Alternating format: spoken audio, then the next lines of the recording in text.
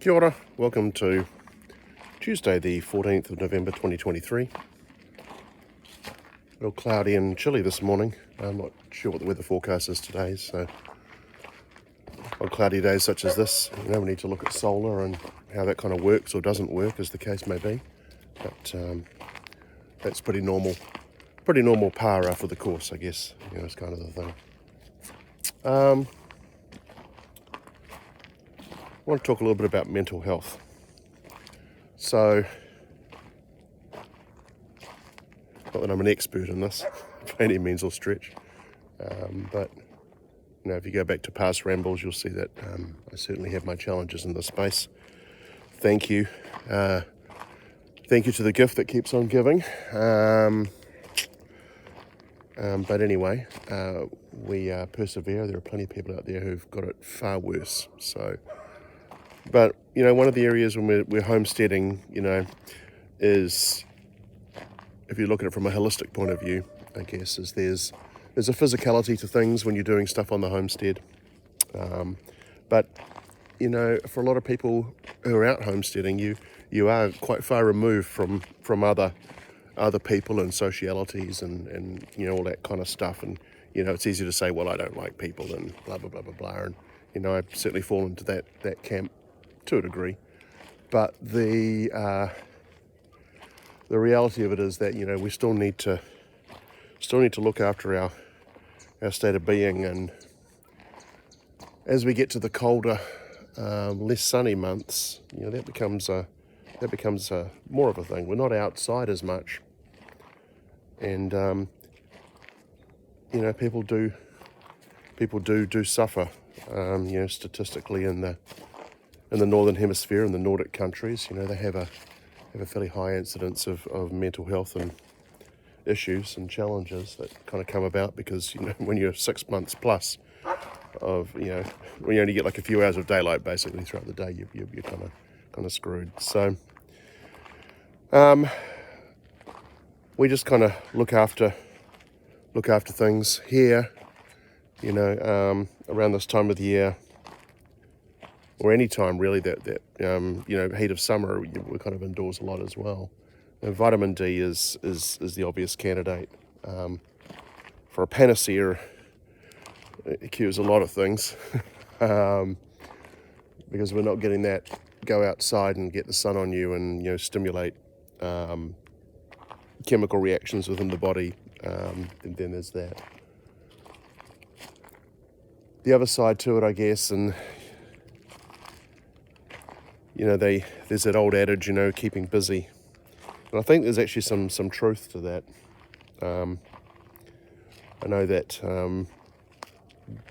from personal experience, at least, and for those of you who struggle with depression, you may feel the same, you may not. Every journey is an individual journey. I find that keeping busy does actually help to a degree. When you're in that kind of down state, the big challenge is actually finding things to keep busy on. When you're in a place where you're starting to, spiral, and you're going through that introspection, what I call the boohoo poor me phase. And that's not meant as a derogatory comment, by the way. But that place where you're really struggling, and external stimulus from others maybe isn't kind of what you need either. It's complicated. It's finding that energy to go and find things to do to keep your mind off stuff, and hopefully muddle your way through. Because I don't know how others find it, but when you get into that kind of down phase. Oh, there's always chocolate, of course, but but that it's hard to kind of push yourself that extra distance. And if you're in a particularly long down phase, doing this on a day-by-day basis or hour-by-hour basis even, is very, very, very, very exhausting, extremely exhausting. And it's not just a mental thing, it actually, carries across to the physical side as well. So, not quite sure what I was going to do with this ramble. It was just something that was on my brain. My line of thinking, and I don't know for sure, but my line of thinking is this: when we do our, we talk about homesteading. It doesn't just extend to homesteading, but we talk about homesteading, and we go on about raising organic crops and livestock and getting back to nature and kind of doing stuff and all the rest of it. But I don't know that we talk a lot about mental health and how homesteading kind of fits in with that. And not just from the obvious, which is, you're going outside, you're working on stuff. That's actually really cool. You get that sense of satisfaction that you've actually completed a task, and the endorphins flow, and yay, I'm feeling good about myself. That's all the positivity elements. But not everything is going to be positive 100% of the time. And you will strike situations where you just don't want to get up and feed the animals. You just can't interact. But the animals don't care about that. They care about being fed and watered and all that kind of stuff as well. You have a responsibility to do it. So you have to force yourself to do it. And, these things, kind of mount up.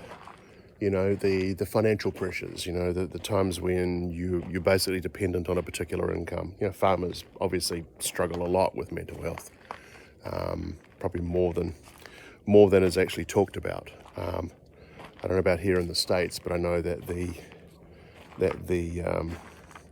rate of, let's say, accident by misadventure in New Zealand is actually stunningly high. And I think a lot of that is, due to financial pressure, but you have to deal with a lot of regulations and bureaucracy, and it just all stacks up. So mental health. I'm going to cut this one short because I'll probably come back to it when I kind of mull over it a little more. But I'm kind of curious on your comments and opinions, how you deal with challenges. The person who says that they've never had any issues with mental health, by the way, is probably a liar. It's a very general comment to make, but we've all struggled with some degree of incapacitation at one time or another. Maybe whether we've recognised it or not. So I don't know why this is such a taboo subject. It's definitely a complicated subject. You're dealing with the human mind and psyche and all the bits that go around it. So anyway, leave you with that sobering thought on a Tuesday. Back to work. Catch up with you later. Take care. Bye.